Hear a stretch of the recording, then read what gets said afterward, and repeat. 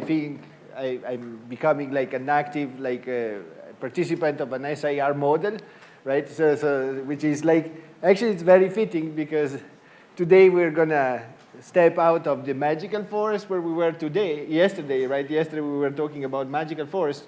Today we're actually gonna look at actual data, like stemming from real experiments. And especially, I would like to discuss applications of the Lotka-Volterra model to data stemming from synthetic communities. What I mean by that, like experiments where communities are manipulated directly rather than observed in a certain place.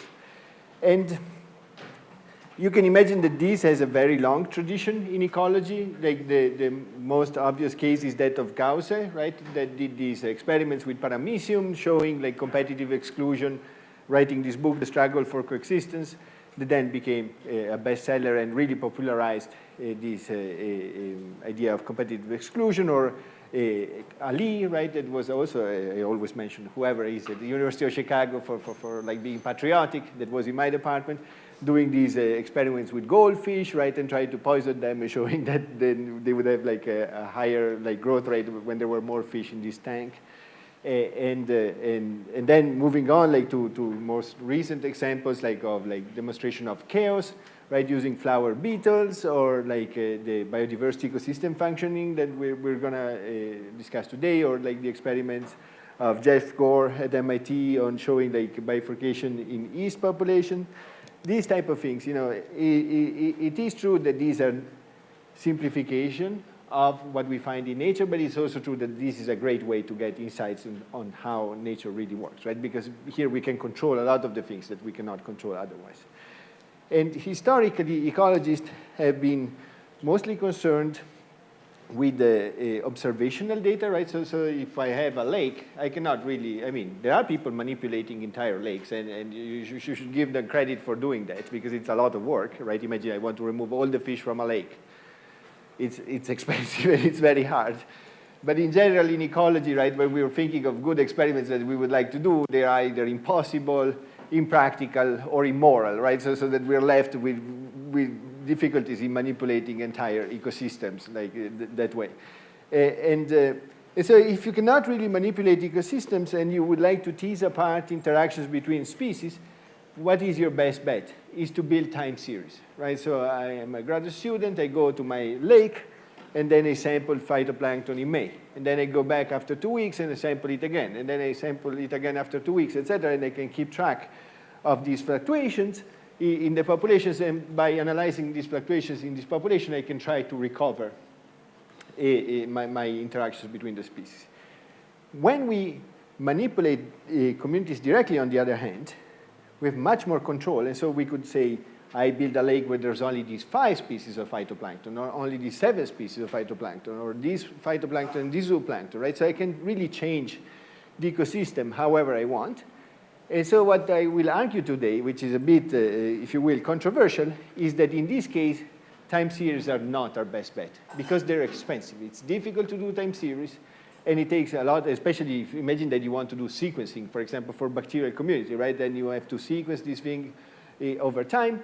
You want to sequence the endophytic community, like within a leaf, you have to destroy the leaf. So there you cannot even like track really a time series. You would have a pseudo time series of some sort because you're doing destructive sampling.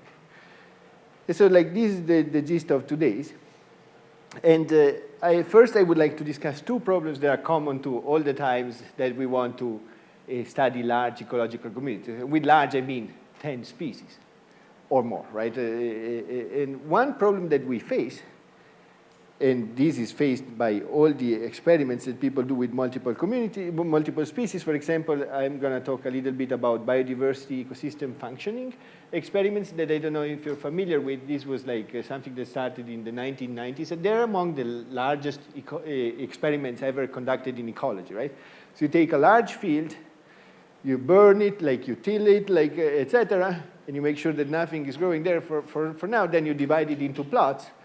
And then in this plot, you plant 2 species. In the other plot, you plant 3 species. And here you plant 2 different species. And there are 4, and there's 7, et cetera. And what you're trying to probe is what is the effect of biodiversity, the number of species or the diversity of the species, onto ecosystem functioning. For example, the classical example is total biomass, right? Like you just see, is it true that I get more biomass when I put more species or not? And so these experiments, for example, were done in this BioDepth in Europe in 1999, very famous Biodiversity 2, Tillman et al. This was done in Minnesota. And then Mark Haddad, for example, is another one here. And then this type of experiment you can also do in the laboratory using algae, using protozoan, using bacteria, whatever you like. Right? So I want to discuss two problems that are common to all these type of experiments that use N species. The first problem that we face is that we can form very, very many communities with N species, right? So you can imagine I start my experiments and I say, well, I want to see whether these species can grow in isolation, right? So I have N species, I can do N monocultures, right? N experiments, each one of which will tell me whether this species can live by itself or not, and if so, what abundance and what not. And then maybe I want to step up and say, now I want to do the pairs, right? But I have N choose 2 pairs, right? So if I want to do all the singles and the pairs, I have N plus N choose 2 experiments, which is like N plus 1 choose 2, right? So N plus 1 times N divided by 2. Which means what? That if I have 10 species, right, and now I have what, like 55 experiments, right? But if I have 100 species, now I start growing, I grow basically quadratically, right? It's N squared divided by 2. So I have 5,000 experiments. And maybe I'm not happy with only doing the pairs, right? Maybe I want to do the triplets, but then I have N choose 3, right? And then I want to do the quadruplets, N choose 4. And if I sum all of this stuff, what do I get? My favorite number, which is 2 to the N minus 1, right? Just because the minus 1 is, I don't do the experiment where I put nothing in, because I know the answer already, right? If I put 0 species, how much biomass do I get? 0, right? Hopefully. If you don't get that, you're not good as an experimenter, right? And this is only considering presence or absence of species that I put in the experiment. Of course, then I could do, well, I could put them both, imagine I put 2 species, I could put them both at the same density initially, that is both low, both high, or high and low, low and high. You know, like if I, for example, wanted to probe whether these equilibrium where they go is globally attractive, I would like to sample. And so this will only make this worse. And it's already pretty bad, right? Because with 10 species, this is like 1,000. With 20 species, 1,000,000. So this is problem number 1. Problem number 2 has to do with coexistence, right? Imagine that I want to do my singles and pairs, right? And then I put species A and species B, but they cannot live together. So I go back to having another monoculture that I already maybe did. Right? So I put A and B, I get out 8. And so like I have the same data that I had before. And so I'm wasting, in a way, experiments, right? And this happens a lot. Like if you look at this biodiversity ecosystem functioning, maybe they put in 16 species in a plot.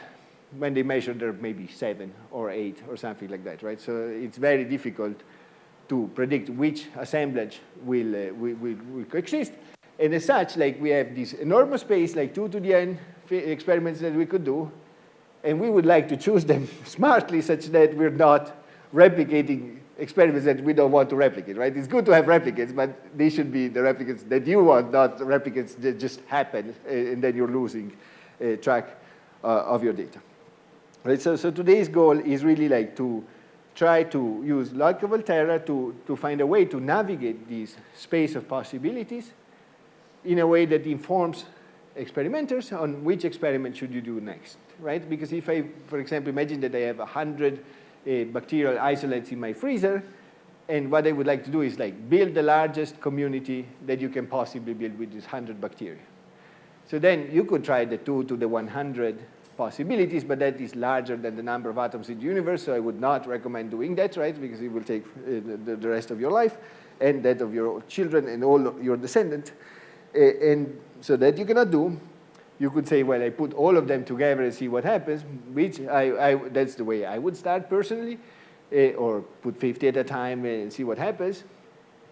Or we can try to do a bunch of experiments, use these to inform us on which experiment to do the next, and then we try to just like create a map on how to navigate this gigantic space.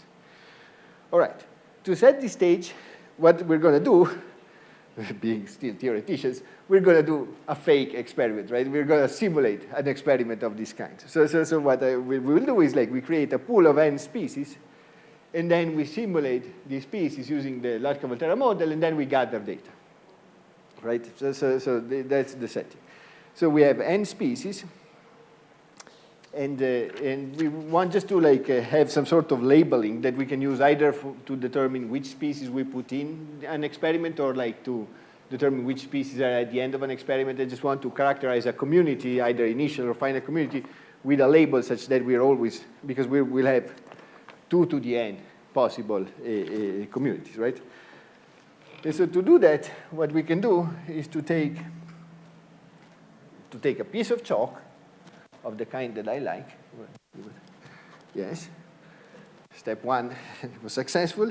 So we have n species.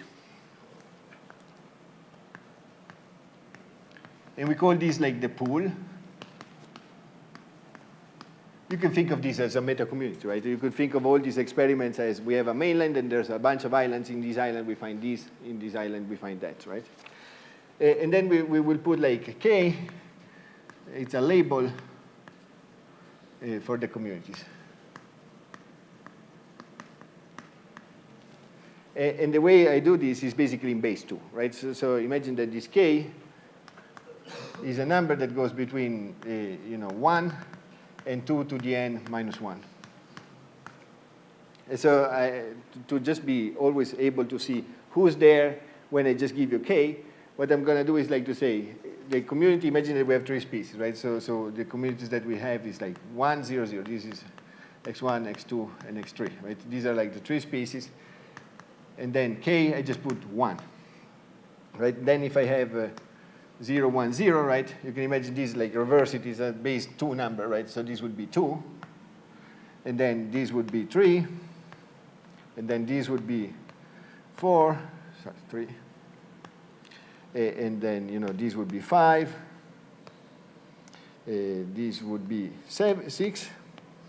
And this would be 7. Okay? So if I give you 7, it's like 1 plus 2 plus 4. So I know that there's species 1, species 2, species 3. And in this way, we can label all the species very nicely, right? So this is the idea. When I say K, I mean that. Okay, so this K, we can either use it to label which species do we put into the experiment, or alternatively, which species do we get out at the end of the experiment, right?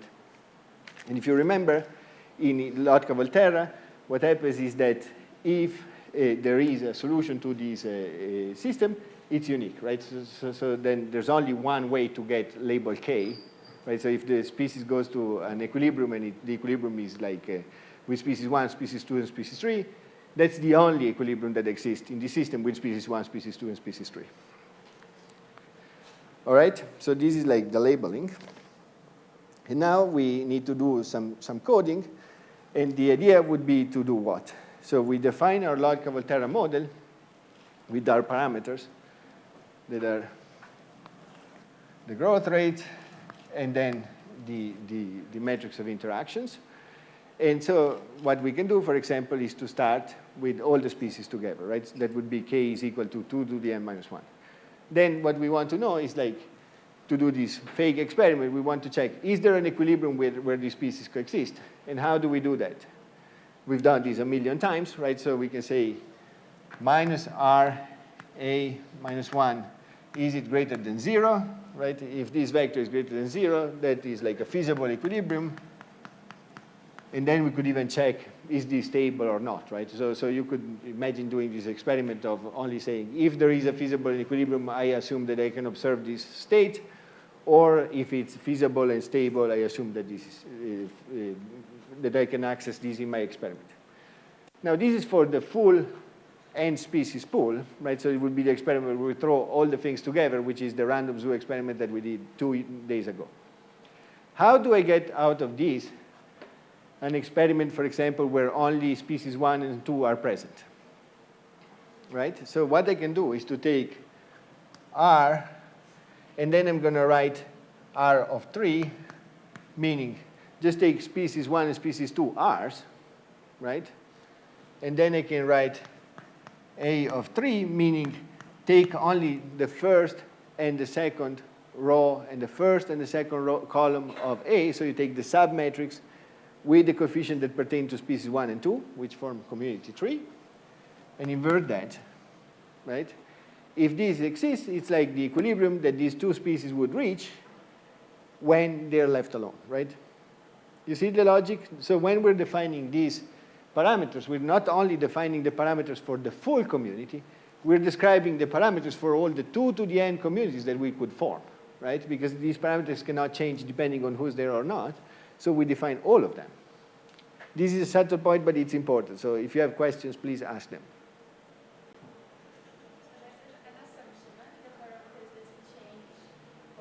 Yeah, so if the system were to follow Lotka-Volterra, this would happen, right? That if I put just one species, all that I need to know is like its growth rate and whatever it's on the diagonal of the matrix, right?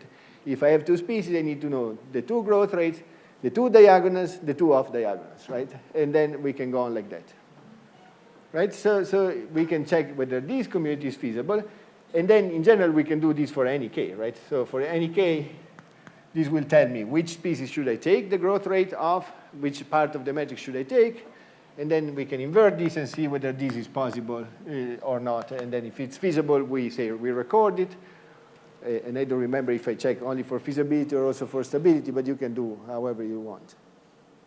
For example, here I'm also checking for stability, right? So then I could say, I check whether the equilibrium exists. If the equilibrium does not exist, lecture 1, what do we know? If a feasible equilibrium does not exist, these species cannot coexist, right? So what will happen is that if I start this experiment, it's exactly like the experiment where I start with 3 species and I end up with 2 or 1 species, right? Because we know that for coexistence, we need an equilibrium that is feasible. Then, we could test, is this equilibrium stable? And then imagine that we can only record experiments, like the results of experiment where we have a stable equilibrium, such that if we start close enough to this place, we do that. And how do we check the equilibrium? We just check the community matrix for this sub-community, right? So we just multiply by the AK, so let's say the community matrix for community K would be D of RK A minus 1, AK minus 1, right? And this would be basically X star of K, and then times A of K. So I could take this matrix, check its eigenvalues, they're all negative, then this is a feasible, stable community, and so when I do the experiment with this community, I see this going there. Okay? So this is, for example, a random matrix, this is a random vector, and now we need to go through all the possible communities, right? As you can see here, it goes for K that goes between 1 and 2 to the n minus 1, right? So this we can only do really for small enough communities, unless we want to stay here all day watching the computer do this calculation. And then for each one, we extract matrix A of K, right? And that is saying take only the species that are in the community, right? That's what presence does. The R only of the species that are in the community. We check whether the equilibrium is feasible. If the equilibrium is feasible, we check whether the equilibrium is stable. And if the equilibrium is stable, we add to our data. And so what I would like to get out of this is this matrix E. And so first I'm going to show you this matrix E, like recording all the output of the experiment for our simulations, and then I'm going to show you actual empirical data of that. So let me just run this for a second. So this is my random matrix of interactions and my random vector of interactions, vector of growth rates. And now this is like the calculation that takes a little bit of time. And you can see that these, we have to, I think I did 5 species, right? And so now if I say,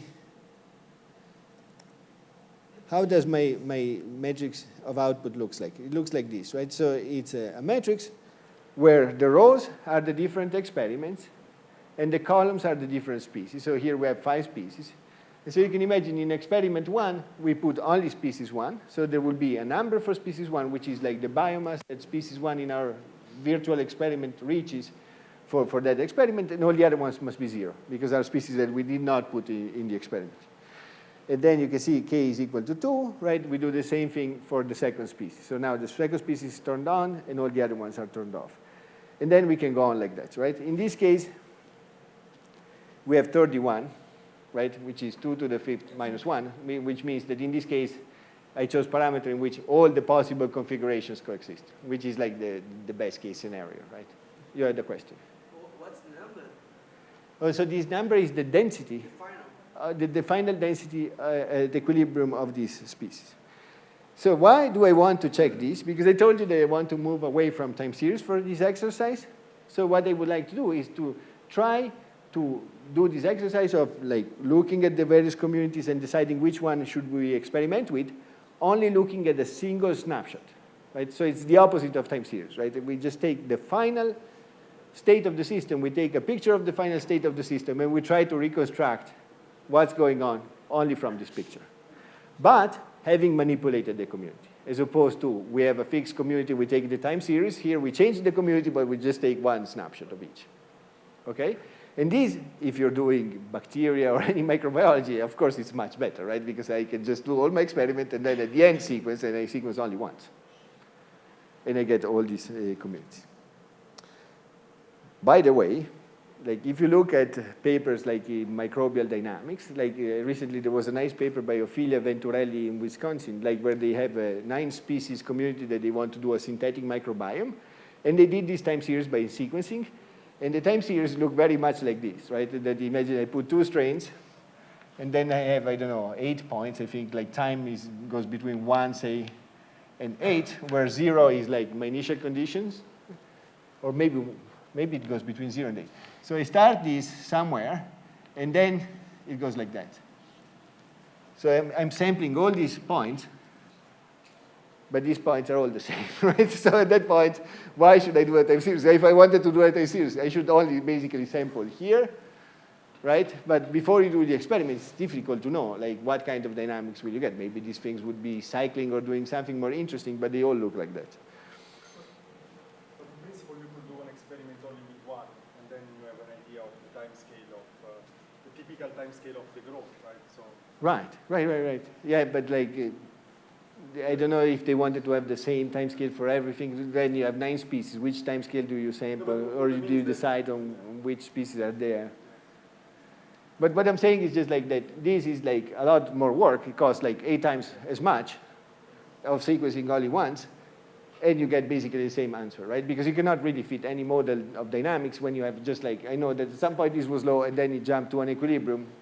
But this is just because they did the experiment in that way, not because it's not possible to sample the time series. It would be possible to sample the time series. Just like I'm saying, it's not as straightforward as you would think, right? Because this thing could happen very, very, very fast, and then you should sample very, very, very finely at the beginning, and then forget about the end. So what I'm going to do is like, can we do something by just looking at this one point here? Right? So this is what is recorded here in this matrix. And then I just wanted to show you, maybe if I can find where it is. I just want to show you like how does this work in practice, like when people have real data.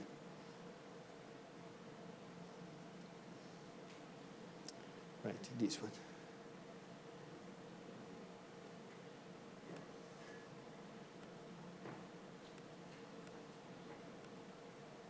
So this is like real data.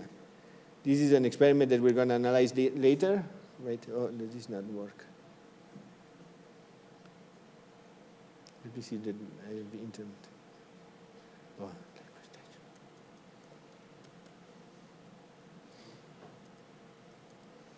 sorry, I forgot to load the package. Tidyverse.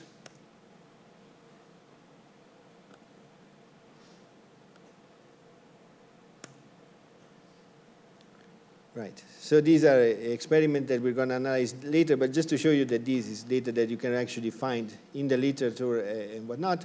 These are experiments done with 4 plants. So these AS, FA, LA, etc. are like the initial of like the species name. And you can see that here they did a lot more replicates, right? But the first 10 for example, rows here are all experiments with monoculture of AES. And so you can see that you can record basically the same type of numbers that we had, but with the difference of what? That now all these numbers are different, right? While if I do the experiment, the computer with no noise or anything, I get always the same number, so there's no point in doing 10 replicates. And then they do 10 replicates. But the initial density were always the same.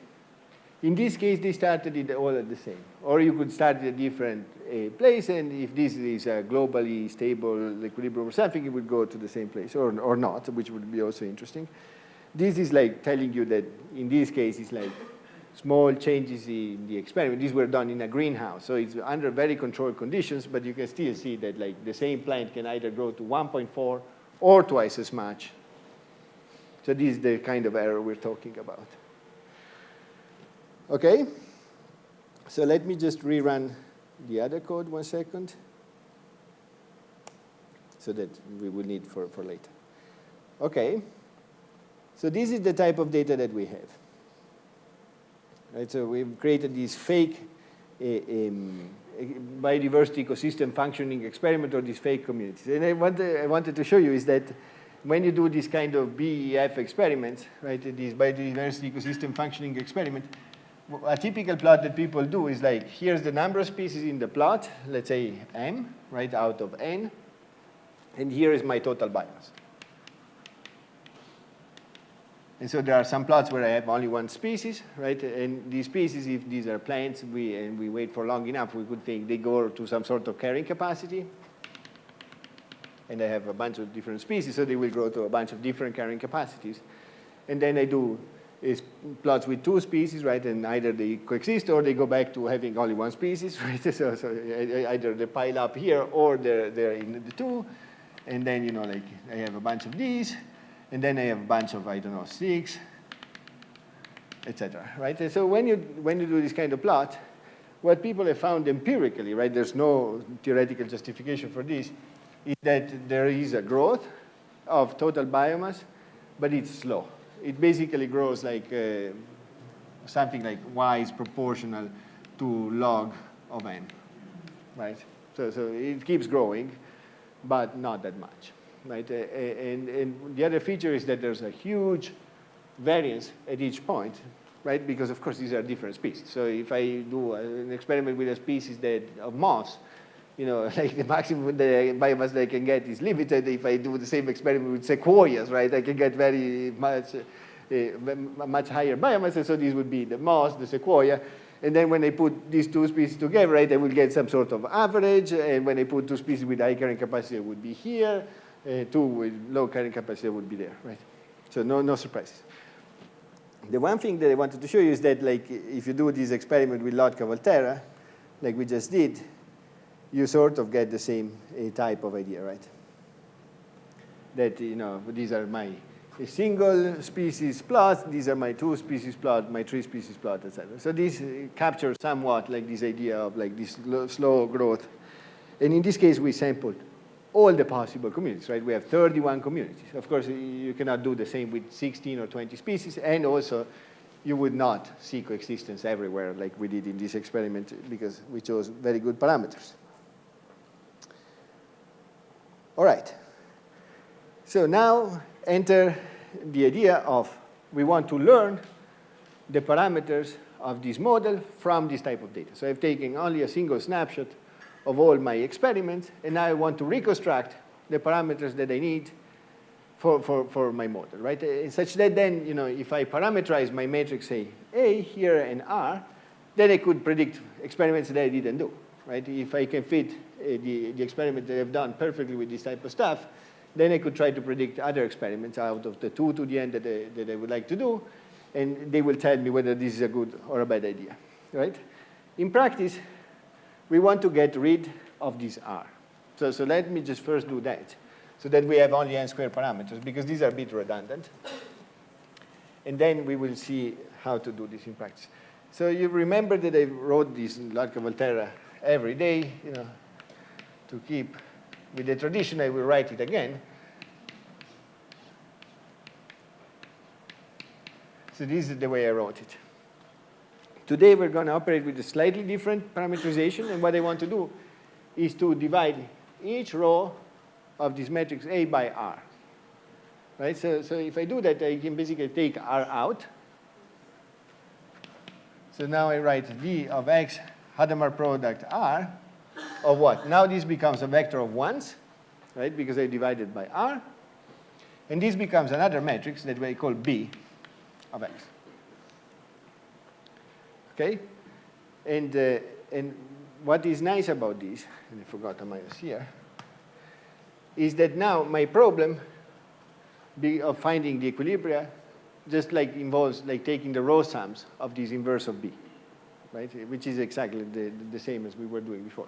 So now my condition for the equilibrium is either this is 0 or this is 0. And so I can write minus B minus 1, 1 is my X star. Right? So I have n squared parameters. And I can do exactly the same type of things that they've done with the matrix A with the matrix B. It's just a reparameterization of this. Is this clear? It's just to get exactly n squared parameters. When I do this, I have n squared plus n parameters, but you can imagine that if I were to multiply R and the corresponding A by the same number, it would not change anything. Okay, so we have basically Bij is Aij divided by Ri. That's what I did there. And then for each subset of the species, K, we can take the part of B that contains the species in K, invert it, take the negative row sum. That will tell us like what is the state of the community if these experiments were to work. Okay? Now, if I write this in component form, what am I saying here? That the sum over J of Bij, I think I wrote it with a little bit, Bij xj plus 1 is equal to 0.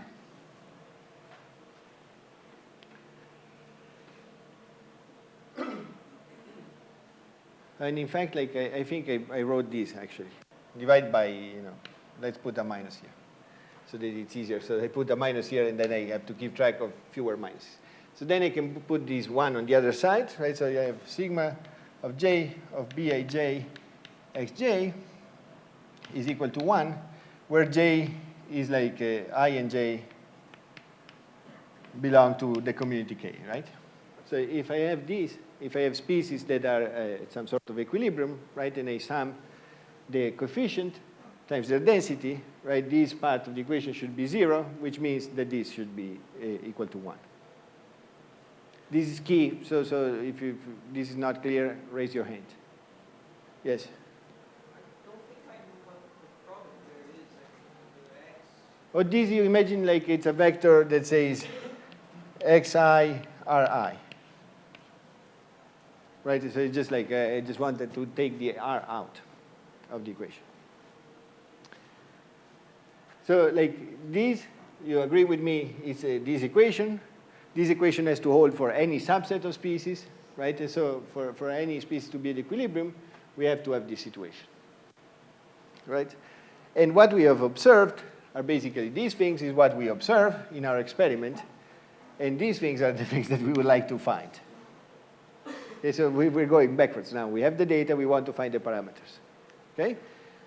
But, we have a bunch of data, so I can write a lot of these equations. Right? The first equation that I could write, for example, is for when I have species 1 by itself, right? I have B11, and then X1 in experiment 1, right, which is the first experiment where only species 1 is present, right? Then that should be equal to 1. And you can already see, like you can do this in your head, that if these were the only equation, I want to find B11, what is going to be? 1 over x1, right? That's my B11. Then I have a similar expression for B22. And this would be in experiment 2. This also has to be equal to 1, right? And then when I have the experiment where species 1 and species 2 are together, I actually can write two equations, right? Because I can write one equation saying I is 1, and this should be equal to 1, and another equation for I is 2, and this also should be equal to 1. In practice, like what I can write is B11 x1 in experiment 3 plus B12, which is the influence of 2 on 1 times x2 in experiment 3 is equal to 1. So this tells me x1 should be at equilibrium. Okay, but then I can write another equation that says B21, which is the influence of species 1 on species 2, x1 of 3, multiplied by the density of species 1, plus B22, x2 of 3, must be equal to 1. Just to see if I'm getting the criteria is the feasibility of the Yeah, exactly. Like for this to be an equilibrium, this should be respected. Right? And this is the advanced math we're going to do today, linear systems. Right? So in fact, it's the simplest technically. It's just like that we will see very large matrices, but you should not be afraid it's all like this. Right? So imagine that I give you this two-species system, and then I tell you, find me B1, B2, B12, and B21. You have 4 equations, 4 unknowns. You can do this. You've learned this in elementary school, I'm sure. Right? So you just like solve this linear system, and that's fine. But, you know, here we have no data to spare. Yes? Yes, but if like the community with 2 species is not feasible, so let's say that species 2 go to extinction. Right, then I cannot then do you it. cannot, Yeah, we will get to that. That's an excellent point, right? These I can only do when I have sufficient data, right? So I have to be able to write 4 equations to solve the 4 parameters, which means I have to have species 1 growing by itself, species 2 growing by itself, the 2 species growing in pairs. If they don't grow in pairs, I don't have these 2 equations, and therefore I cannot find the parameters. Okay, and we will see this puts like a lot more restrictions when we have very many species. In this case, fine, we have 4 equations, 4 parameters, we can find the parameters and be happy. But what I want to do is when we have multiple species, and when we have multiple species, you can imagine that the number of possible experiments goes up, but then also that we can write a lot more equations. So here I'm not going to write these on the board, but these, for example, are the equations that we can write for a 3-species community, right? So we have an equation for 1 in isolation, 2 in isolation, 1 and 2, 1 and 2 again, because whenever I have a pair, I can write 2 equations, right? 1 for species 1, 1 for species 2. Then we have 3 by itself, 1 and 3, 1 and 3 again, the second equation, and then 2 and 3, 2 and 3 again, and then when I have the 3 species together, I can write 3 equations. Right? And when I have k species together, I can write k equations. Right? Which means that the number of equations is very, very large, right? That we can write. In fact, it's like it's 2 to the n. So, how many unknowns do we have here? We have 3 species, we have 9 unknowns. How many equations do we have on the board? 12. Which means that the system is overdetermined. Which means that if the gods were smiling and my data were to abide by this thing, I could, for example, drop 3 equations, right, and get exactly the same fit, right? So, for example, imagine I do all the single and pairs. I don't use the triplets to fit. I can fit using the single and pairs, and then predict the third out of fit, right? I can see whether I'm doing right. Or, alternatively, I could fit like with the pairs and the triplets and predict all the monocultures, right? Because I have 3 equations to spare. There's 3 monocultures, or I have 3 equations here for the triplet. So these I can predict out of fit. Okay, so this is basically the gist of this method, right? We use a bunch of experiments to parameterize these metrics, and then we try to predict out of it the experiments that we didn't feed into the model. Okay? And as Jacopo was saying, this is some sort of restriction. Now, this was a bit hard to type in R. Okay, I want to write this bunch of equations in matrix form. So the way I'm going to do this, I'm just going to show you like a scheme of this matrix because it's a bit like tedious to type it all. But the idea is that I have a matrix that is n squared by n squared. Okay, so that's my size of the matrix. And then here, I have a vectorized version of the matrix that I want to find, B. Right? So I have a vector that goes B11, B12, B1n, Bnn. Right? I call this vector of B. Right? Now, I have to write equations. So I have to multiply these. These better be like the same number of columns as there are elements here, so it has to be n squared. And in fact, this doesn't need to be n squared. This depends on the experiment. And then here, I just put 1. Okay? So this is the goal. And then by solving this linear system, I find B. Okay? The problem is, how do I build this matrix? So for each experiment, I have a focal species and I have a community, right? So imagine that I have x of 1 is the set of that goes like x1 of 1, xn of 1, right? In the case of 1, x1 of 1 will be positive if this can grow, and all the other ones will be 0. So what I can do is to take this and put it here, right? So this will take n places. Right? And that's what happens over there, right? The first row here, like these are three species, I think, yes. So this is x of 1, okay? And then I put 0 and 0. Then I do the same for 2, but now I have to associate it with the coefficients in 2. So I put 0, x2, and zeros, right? And these are all of length n, right? So that they make n squared. Now, the interesting part is what happens when I get to multiple species coexisting. So what I'm going to do is I'm going to put x3 here, right? This is species 1 and 2, like experiment 3 as species 1 and 2. So I'm going to put this one here. This would be my first equation, like the one of this type of kind. And then I'm going to put the same result here to parameterize species 2. And then zeros. Okay, so this is just a matrix form for writing all these 12 equations, right? And then you can keep going, right? So whenever you have a single species, you put it in the block, like imagine the set of columns corresponding to that species. When you have multiple species, you do one row for each of the species that are present and put it in the corresponding block. Okay? Let me just show you, like, for example, here we have the last experiment as 3 species, right? That's x of 7. And so we first put it in the first position, like this would be attached to the coefficients of species 1. So we write the equation for species I here. It would be 1. And then we put it in the second block. It would be for I is equal to 2. And then we put it in the third block would be for I is equal to 3. Right? So this is why we can write a separate equation for each. Okay? If you stitch all of these things together, we have this matrix, right? And I call it P, I think, in the notes. Right? So in matrix form, we have P, vectorized version of B is equal to the 1 vector.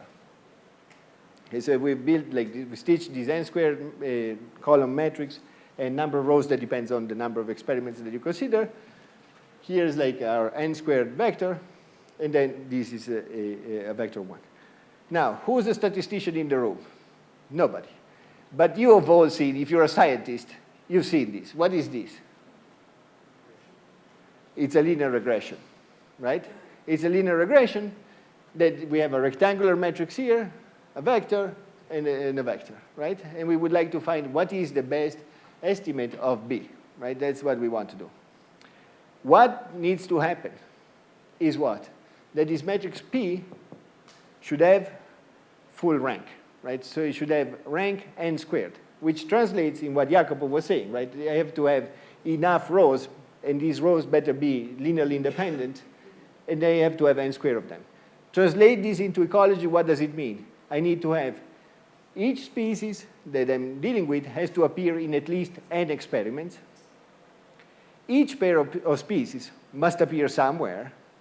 And then the third condition, which is a little more complicated, like the same equation cannot, or the same experiment cannot serve to multiple pairs, right? So if I have like the 3 species together, I can use these to fulfill one of the pairs, but not both of, not all 3 of the pairs independently, right? Or if you're a mathematician, this matrix has to be a full rank. Right? So this is what Jacopo was alluding to. It's a very strict condition, right? So we're playing it safe here. Like we need to have a bunch of data, right, to be able to do this thing. Okay, before we go on with these gigantic matrices that are a bit like unwieldy to write on the board, I wanted to show you something. I could take this row and move it there, and take this row and move it there. And so what I would do then is I would create this matrix into a block structure. right? Because whenever I'm writing the equation for species 1, this has to be 0, this has to be 0, irrespective of which species are in the community. So I could put like together all the rows that have like something in block 1, all the rows that have something in block 2, all the rows, and they can rearrange the rows however you want because it doesn't really matter. And if you do that, you see here we're putting like the first 4 lines are all the experiments where I see species 1. The next 4 lines are all the experiments in which I see species 2. And then the last 4 experiments here, 4 rows here are all the experiments in which I see species 3. Okay, if I do this, it's convenient because I can see that this is a block structured matrix, meaning that instead of solving one gigantic linear regression, I can solve n much smaller linear regressions, right? So I can say, now take this P of I is the block of this matrix belonging to species I, and then let's say that B of I is the row, V of B of I is the row of matrix B for species I, and then I can write these equations, right? So it's the same thing as that. It's just like nicer because now I do n smaller regression rather than one gigantic one. Now, who knows how do you solve a linear regression mathematically? Yes? Yeah, oh, you know, but you want me to say. Okay. So how do I solve, like, the problem is, if these were a square matrix, I know the solution, right? I invert this matrix, multiply left and right, and then I get my solution. That's exactly what we did here. Like here, we're also solving a system of linear equations, right? It's exactly the same. The problem is, this matrix is rectangular. Can you invert a rectangular matrix? No, right? So what you want to do is something that is very similar to inverting a matrix, but what you want to do is like to say, instead of I define a new inverse, right, that is like P transpose P, which is basically the matrix like of like the one that you would use to compute singular values. What's the name of this matrix? I didn't sleep enough. -1, and then P transpose. Right, so if I multiply these here, right, then you can see that this becomes P transpose P. This is the inverse of P transpose P. They go away, right? And then here I would find P transpose P minus 1, PT1. This is called the Moore-Penrose pseudo-inverse, right? And it's a metric that works like an inverse for rectangular matrices. And it has a wonderful feature, that's why it's used for linear regression, is that this system of equation is overdetermined, right? And so imagine that we have real data. The real data will not align perfectly so that we don't really have a solution to this system, right? Because we shouldn't, like there's noise. This guarantees that the solution that you find is the one that minimizes the sum of square between this and that. Okay, and that's why when you're doing linear regression, you choose this, because it's minimizing the sum of squares between the deviations between the predicted and observed value. Okay, so we could do this, or do it on the singular species, right? And in R, this Moore-Penrose is in the package that is called mass. And then there's G-imp that stays for a generalized inverse. This is one of the generalized inverse you can do. And then we can solve this. All right, so let's try to do this first. And then we will see why this approach, although it's very beautiful and it helps a lot with building an intuition for how this system works, in practice it sucks. I would not recommend doing it.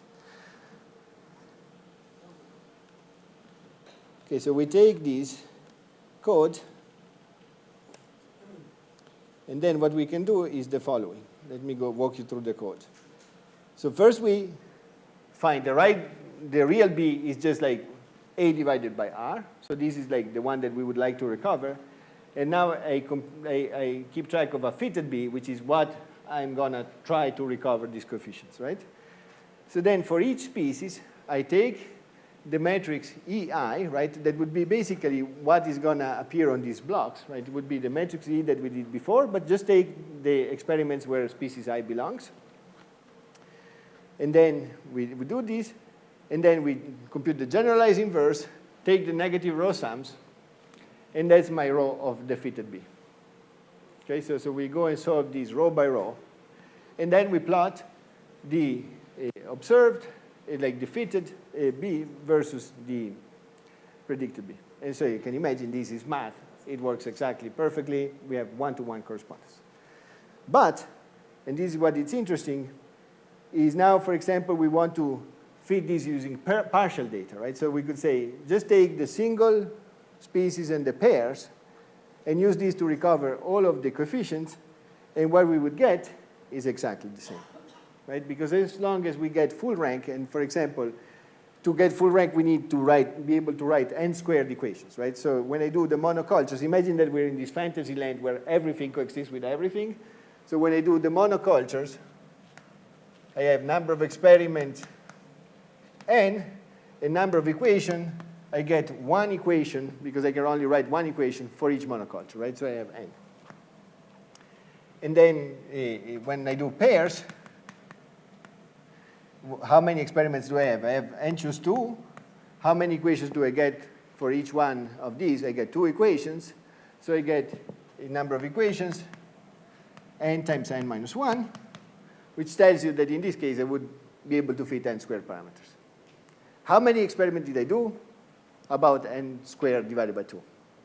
Now, because we're still in fantasy land, let me just like jump ahead with like this idea that we have in the paper. Oh, this paper, by the way, I referenced it. It just came out like last month. So now, imagine that I do the all species community, right? So I have just one experiment. But if all the species coexist, I can write n equations. So this bang for the buck is the best option ever, right? So I say n equation. And then I do leave one out communities, right? So I take, instead of doing with n, I in turn remove one species and do the experiment. And again, if we're in fantasy land and all the species coexist, how many experiments can I do? N. How many equations do I get for each? N minus 1. If you were to do the experiment, you're the graduate student that really has to do the experiment. Would you rather do n squared divided by 2 or n plus 1? Right? So this tells you like that maybe this type of idea can also inform experimental design. Of course, both of these are terrible choices, right? Both because like maybe they will fail, because here as long as you have all the pairs you can do this, but if one of the pairs does not coexist, you cannot do it anymore because you're really like shaving these two close. And similarly here, it would probably not work, right? Because we're not in fantasy land. But there's something to be said about this, right? And in the paper we go into more details. And eventually, I would like to show you that this is also a terrible idea from a statistical standpoint. To start with only large or start with only small, it's a bad idea. Okay? But so this is like what we do for Lotka-Volterra. And just like as a last point, what do these equations tell me is that all the equilibria of a Lotka-Volterra are arranged on a plane, right, on a hyperplane in our end, right? So just because this is like solving this linear system. So you can imagine like putting all these lines together, you get this hyperplane. Okay, is this good? How are we doing on the timing? I think maybe I can go on for another 5 minutes.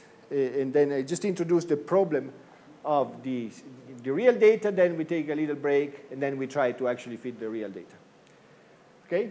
First, I want to show you, this is all very nice, right? We started with Lotka-Volterra, we fitted with Lotka-Volterra. What's the big deal there, right? But where would this type of situation arise? So let's start from a completely different setting and show that it's exactly the same. So imagine that I'm an experimentalist and I want to write an equation for what is the density of species I in experiment K, right? That's exactly what we want to do, right? That's what we want to get out. So I say x of I in experiment K should be what? I don't know, it could be anything, right? So like, as scientists, we always start with the simplest possible thing, which is a linear model. We say, if I grow xi by itself, it goes to a number that here I call gamma of I. So I should say this should set the scale, right? So this would be a model in which each species just grows to a fixed number, irrespective of who's there.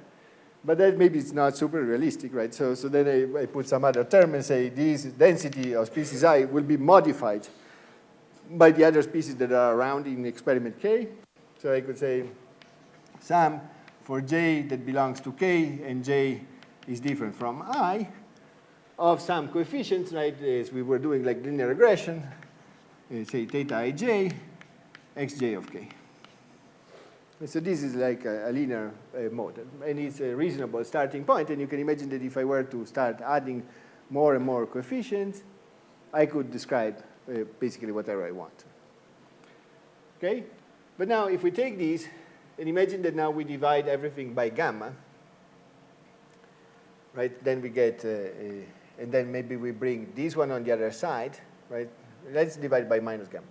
So we have 1, and then we bring this on the other side here, and so we get 1 xi over gamma, or 1 over gamma I xi of k, and then here we get some sort of sum, I think with a minus now because we're dividing by minus gamma, of theta ij gamma I xj of k. Right? And this is what? This is a matrix, right? Because now I can bring this one in and call that, I call this one Bii, and this I call Bij, and I have exactly the same equation that I had before. Okay? So this structure of the equilibria of a Lotka-Volterra system, right, all the 2 to the n equilibria, is exactly equivalent to saying there is this relationship, right, that there's a relationship between the biomass of species I in experiment K is a constant plus a modification that depends on which other species are there and which density do they are. Right, so that's how I can derive this without even mentioning Lotka-Volterra, which turns out to be key for the reviewers to like this thing, right? So if just to say the L word, people are happier, but I just wanted to come clean, at least in this setting. All right? So that means that if we want to fit a linear, pairwise model to the biomasses of a species in an experiment, implicitly what we're doing is like, try to find a Lotka-Volterra system whose structure of equilibrium is exactly your data, right? And these two things, this dual like representation is exactly the same. Okay? Now, maybe because this is a little more distant, let's take the break now, and then we come back and we discuss the errors on the data. Thank you. So, yeah, 10 minutes break without coffee.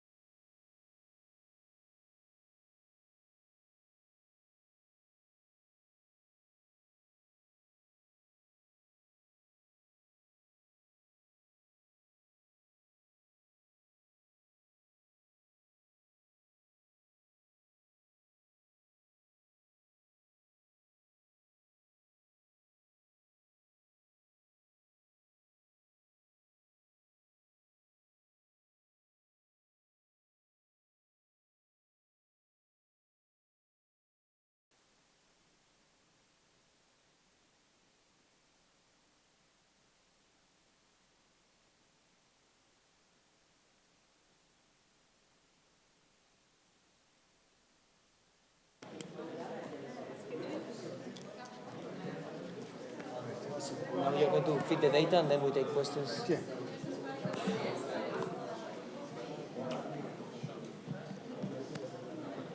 Please take your seats to continue.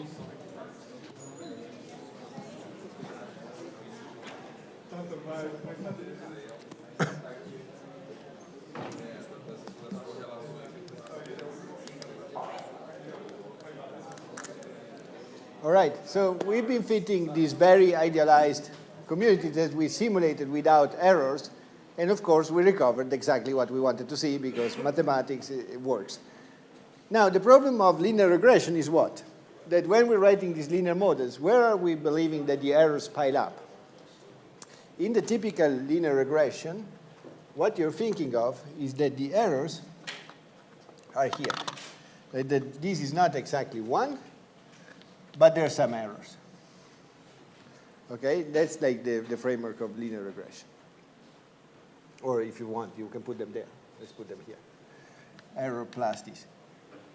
When we're doing experiments, where are the errors, so to speak, or like the fact that this really does not abide by these simple linear models? They're here. So the matrix is wrong. Right? So when you write like y is equal to ax plus b, like in a linear regression, you're assuming that x is perfectly measured, that y is measured with some error, right? Or like that this is not exactly linear, and that's the point. So when we're doing this, we're basically saying the data are perfect, and it's the 1 that is not really a 1, which is not what we want to do at all, right? And in fact, if you try to do this on real data, it bursts into flames, most cases. Where do we want to put the errors is here. So what we would like to do is like a error in measurement type of linear regression, which is a little more tricky to do. And so now that we kind of have an idea of what we want to do, we're going to switch gears and go to numerics. So we're going to do a numerical approach. What we're going to do is to try to minimize the sum of squares between what we observed and what we predict this should happen in this community, right? So imagine that I have my observation that is like of this form, right? Species I, this is the density of species I in community K. And then by choosing a matrix B, I can find what is my prediction for species I in community K. And what I want to do is to square this sum over all possible combinations and minimize this, right? This is what I call the sum square. Now, there's a second order consideration, which is how are these things measured anyway? And the way people measure these things, at least in these plant data or whatever, is that you don't want to sort the biomass of a 10 by 10 meters plot because it's like too much work. So what you do is you take some sort of little samples and you count the biomass of the species there, and then you multiply. Right? But when you do this, like you can imagine that the errors get magnified because you're just multiplying these things. So instead of like doing the density, I think it's convenient in most of these experiments, or like when people count protozoan in 1 milliliter and then they multiply to get like how many there are in a deciliter. So it would be more convenient just to take the log of this. Right, so we take the log of the observation and try to minimize the sum of squares of the log of the observation. This is just only to do with the way you measure these things. And you could put whatever you want. I have a technical question in a way. So when you do like standard linear regression, what you're assuming is that the errors are normal around the plane you are trying to... Right. So is what you're doing equivalent to say that the errors are log normal around this plane, or you are actually doing something different? So No, I'm doing something different because the errors will depend on who's there. No, Right, so each point would have a different error. Suppose that you generate points Yes. with that model, and you add like some noise which is approximately log normal with being the value we find. And then Yeah, it's similar to that. Like this is basically saying the xi they observed is sampled log normally from a distribution with mean true value of xi. That for sure is log normal. The rest I'm not sure about the plane because the error that we get depends on which species are there. So we will get fewer errors when we have only one species than when we have many. Oh, my computer just went off. Okay, so now without doing any math, in fact, what we're going to do is just like the simplest thing that you can possibly do, which is I just dream up a matrix B, like I take it out of the hat, compute all the predictions, and get sum of squares. And then try to optimize these n-squared parameters by just still climbing or doing Nelder-Mead, like the simplex algorithm or some algorithm of global optimization. Right? In doing this, we don't do any of the fancy math that we've been doing to understand what we should be doing. It's just like brute force computing. It's very easy to do.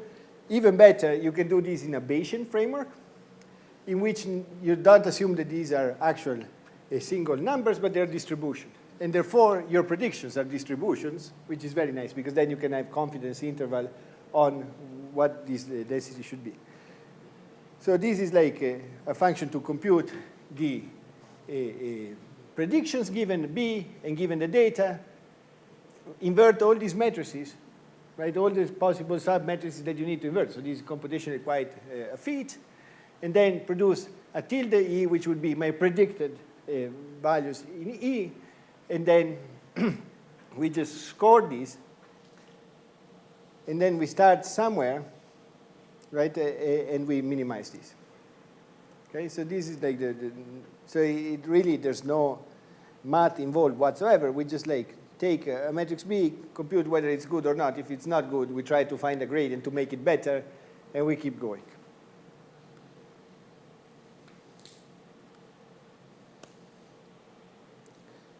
Right, so now we can take some real data. For example, let's take this data by Kubing et al. This is like the paper that is referenced here. And this is the data that I was showing you with 4 species. And one thing that is to be noticed is here in this very idealized world, I had only one row where there was only species 1 present. Right? And here I have 10 rows, and they're all different.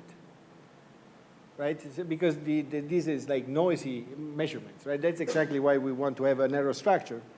And similarly here, you see species 2 can be by itself between 5.7 and 8.5, right? So this is like the type of mistakes that we're making. And then, you know, species 1 and 2, you can see that it can also vary quite a bit. Like here, it's at 1.2, here it's 4.7, right? So these are very noisy estimates. What should we do is like just to stack them all, right? Here I put, instead of putting x1, I put 10 rows of x1, each one of which is different. They have the same patterns of presences and absences, but they're all different. And when I'm doing this type of stuff, I'm sure to find the best fitting solution to this data, right? So similarly, when I try to minimize the sum square, it's the same deal, right? I try just to find the matrix B that will give me the least discrepancy in the log with the observed data. Okay, so now we're going to do our magic, like our numerical magic. We start this matrix to be, say, the identity matrix, such that we know that there everything would coexist with everything, and we're happy. And then we just like use an algorithm to try to find a good solution. And so here's our solution.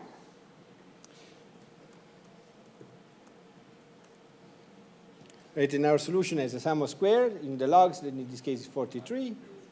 It has like predicted and observed values, right? So these are my predicted values, right? And these, for each of the 10 replicates, we predict always to be 1 point, right? There can only be one true x1 growing by itself. So you see that here it repeats 10 times, 2.285007. While before, you know, this is my data, I have variation on these numbers, right? So this is my variation. And finally, this is my matrix B, right, of the interactions between the species. And you can see that here all the numbers are positive, meaning only competition. We believe that these planes are competing with each other. Okay, so this is our prediction. And now let's see whether our prediction is actually a good prediction. So I have a function here to plot, a nice plot that it's a bit long of a function, but it's just to give you like a sense that a publication that could go in your paper type of like figure. It's a bit more complicated code than the ones that they've had before, but it does a lot of different things. And so I want just to show you. So these are all my experiments. So these people did 14 out of the 15 possible experiments, each one of which they did in 10 replicates, which is good because there's a lot of variation. So these are like the 14 experiments that they did. They dropped only one of the triplets. They didn't have enough seed to do them all, so they dropped that. But you can see that some of them, for example, top left is a monoculture. right? And then I have a violin plot that shows you the distribution of the actual data, right? The horizontal line would be the median of the data. And then the dot is my prediction, right? So my fit, actually, my fit for this data. Okay, so you can see that with this, trying to find some sort of linear system, you can recover this structure of medians very, very well. Okay, so you get this thing. So that's good because it says like this model is not too far off from this kind of data. But what I would find more convincing is whether we can find solutions for out-of-fit data. And so now what I'm going to do, again, is to fit the model, but this time, instead of fitting using all of the experiments, for example, I drop all the triplets. Right? So I pretend I didn't do the experiments on the triplets, which in this case I think there's only 3, right? Because one of them they didn't do. So I drop these 3 experiments from the data, fit using the rest of the experiments, calculate what would be the observation for the experiments that I didn't use out of fit, and then look whether I'm doing good. Right? This, if you're doing this, it means you're not overfitting this model, right? Because you can predict out of fit. So if I do this,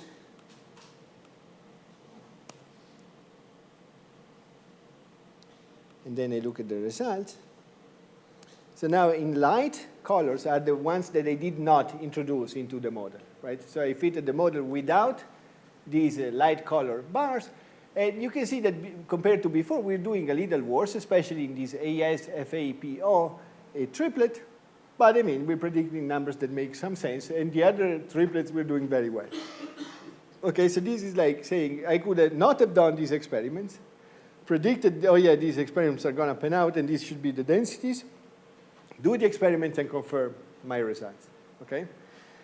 Now, on the same spirit, we could say now exclude all the pairs, right? That there are a little more experiments. Right? There's 14 experiments, there's 6 pairs here. So let's do this experiment removing all the pairs, fitting, predicting all the pairs out of fit.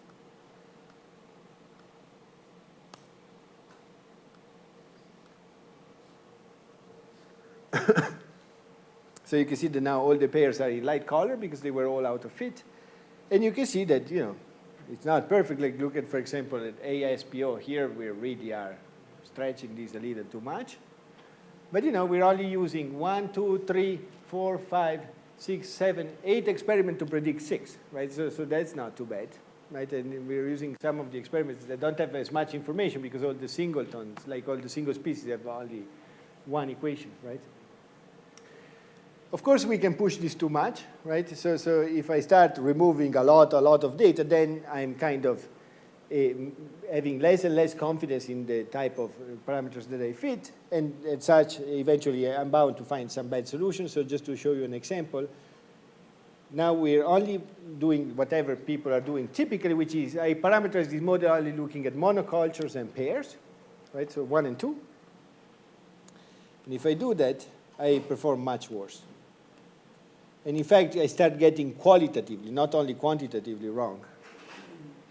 Because, let's see, here, for example, the 4 species, I say these 4 species cannot coexist, right? And that's why I don't have a point there. So this is like the first time I make a qualitative mistake. I would just like to conclude this and get questions on why is it bad to do the single and pairs, or it's bad to do the all and leave one out, and it would be better to mix and match. And the way I would like you to think of is like, imagine a case of competition. And so here I would say how many species I put in between 1 and n. And this is like what is my biomass of species I, you know, like when I put in one species, right?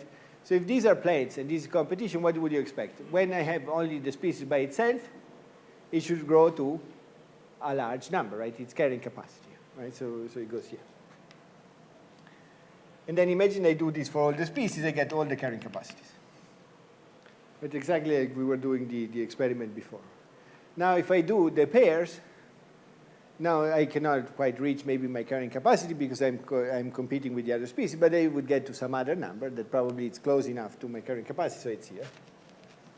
And now I would like to predict like stuff here. Right? When I want to predict, like I just did, I use only the single and pairs. I want to predict out of fit, out of range, all of these numbers. So what I have is that a very small noise can lead me from this to that, right? Because these 2 points are just too close to each other. Okay?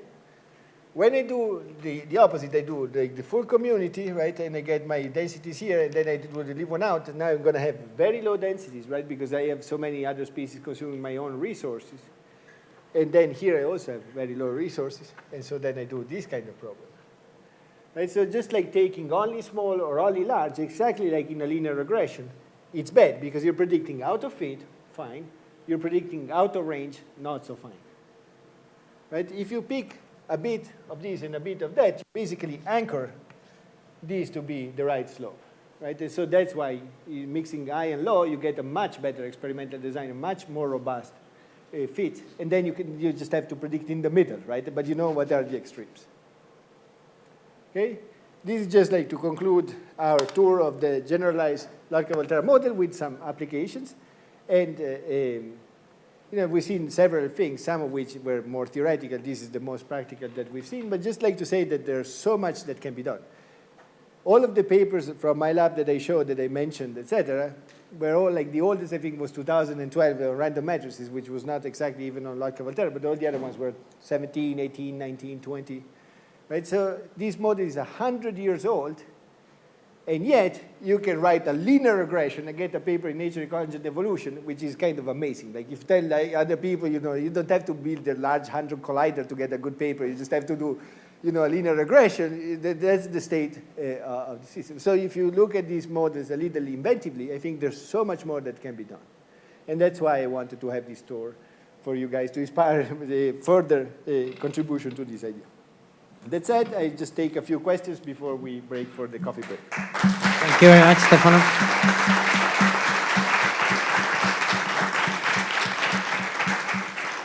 So, questions? Yes.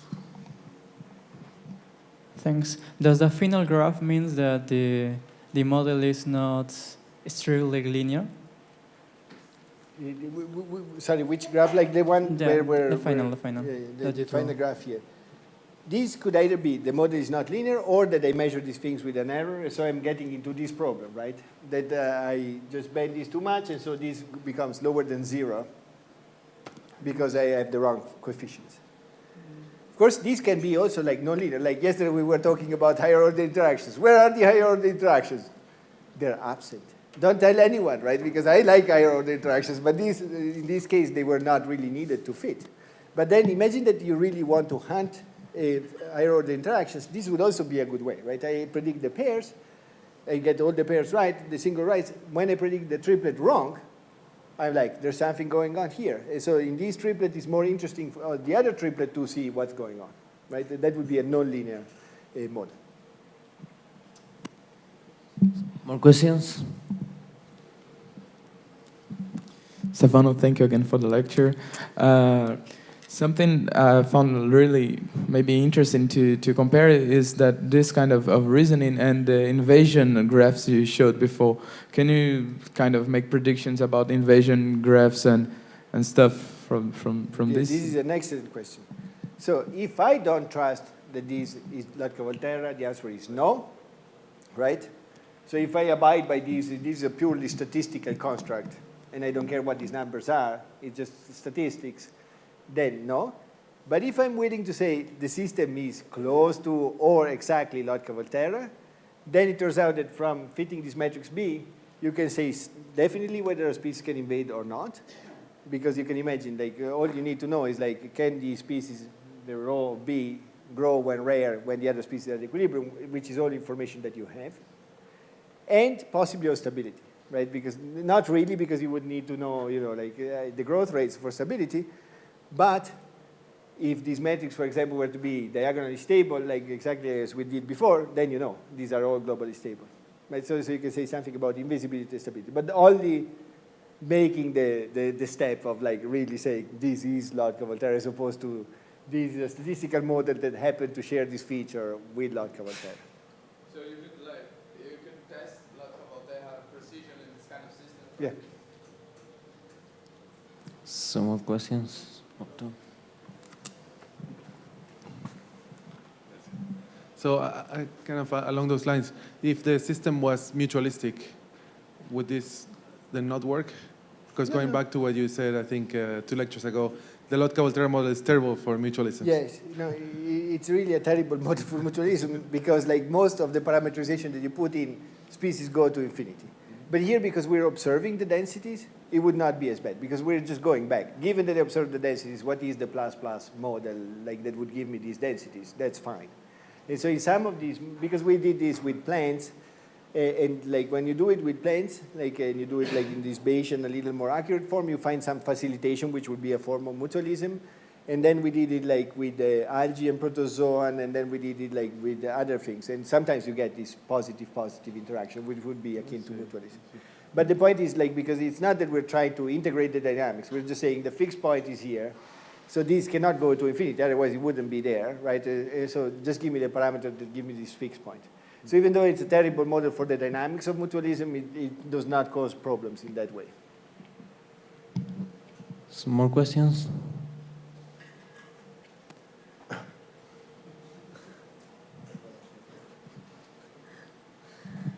Stefano, which are some open problems related to the model and, I mean, also within some ecological meaning?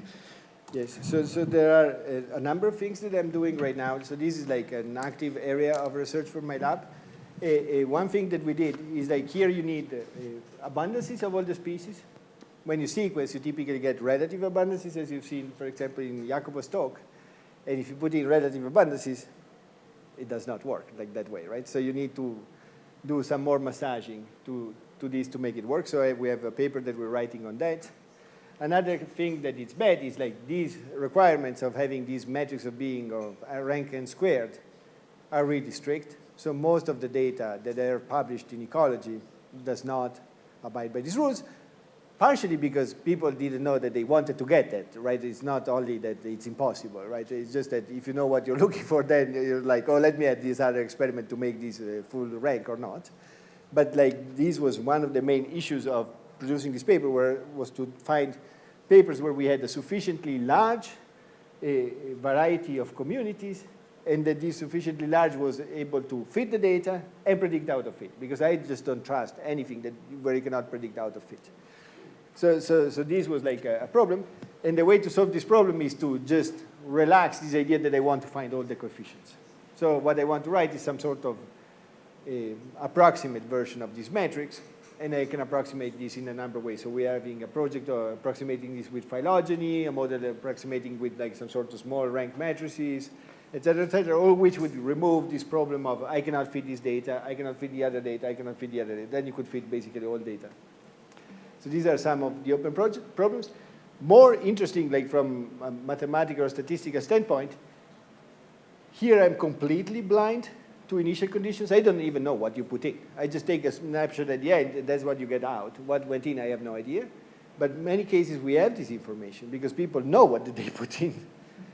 So is there a way to work this information into the model without biasing it too much? And then finally, I think the main weak point of this thing is that we have to be sure that the species that coexist. So imagine that I have a species and I sample before the species goes extinct. Now I force the model to find a solution where these two species can robustly coexist while they don't. Right? So this problem of like the rare species, what to do, should I set them to 0, should I try with or without, this is absolutely not resolved. Like, and I think it's really like the problem of this approach. Because the rest is just like, yeah, I mean, I know that many things are not linear, but how many times did we do a linear regression and yeah, it's not exactly linear, still works in the same way, right? So that I'm not worried about. I'm more worried about putting in wrong information into the model. So there is one more question here. I think my question is very related with what you just said. If you think also the difficulty in finding this data is also because you need to have coexistence and also equilibrium. Yes. And not to make things complicated, I didn't mention like the fact that these things can be not at equilibrium. And we still try to find the center of the attractor. If you remember from the first lecture, I told you that the equilibrium is the time average. So imagine that I take very many samples from a limit cycle, right? And I sample the limit cycle around. If I were to take the average of this, I should find the point in the middle. That's the point I'm trying to find. So in the paper, we actually do this on chaotic dynamics, limit cycles, etc., and you still recover the right information. Of course, then you cannot predict exactly the biomass. You can predict some sort of average of the biomass. And are these related to the difficulties in using relative abundances then? The relative abundances is just that when you write these equations, here instead of having 1, I get 1 over the total biomass. Mm-hmm. And so I have this other set of equations, other set of unknowns. It turns out that the only way to solve this is, well, turns out this problem now has infinitely many solutions. They look nothing like each other, right? So these could be a matrix with all pluses, all minuses mixed. These are all consistent with the data. And so when I did this the first time, I was weirded out. I was like, nah, I don't know what is going on. And then recently we revisited and we found out that yes, all of these infinitely many solutions give you exactly the same relative abundance distribution. So that's how you do it, right? But then what you lose is really the interpretability of this parameter is 0. You cannot, now it's just like some sort of black box. There are numbers that you use just as means to an end. They have no ecological meaning. While here, you know, a plus would say, you know, you compete, you depress the biomass of the other species. A minus would say you would enhance it. So, more questions? We have time for one more.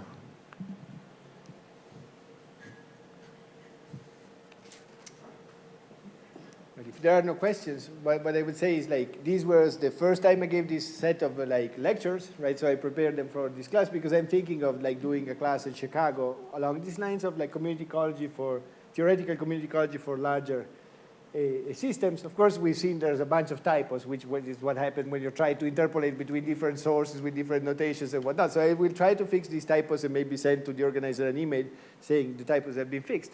But if you have comments or questions or like, I think this part is not clear, why don't you expand on that? I would be happy to hear them because I think they will make the material better. Okay, and if you have other questions, there's the coffee break, so you can ask. So let's... Well, before we thank Stefano again, we have our small appreciation. Thank you very much for coming. And yeah, thank you very much.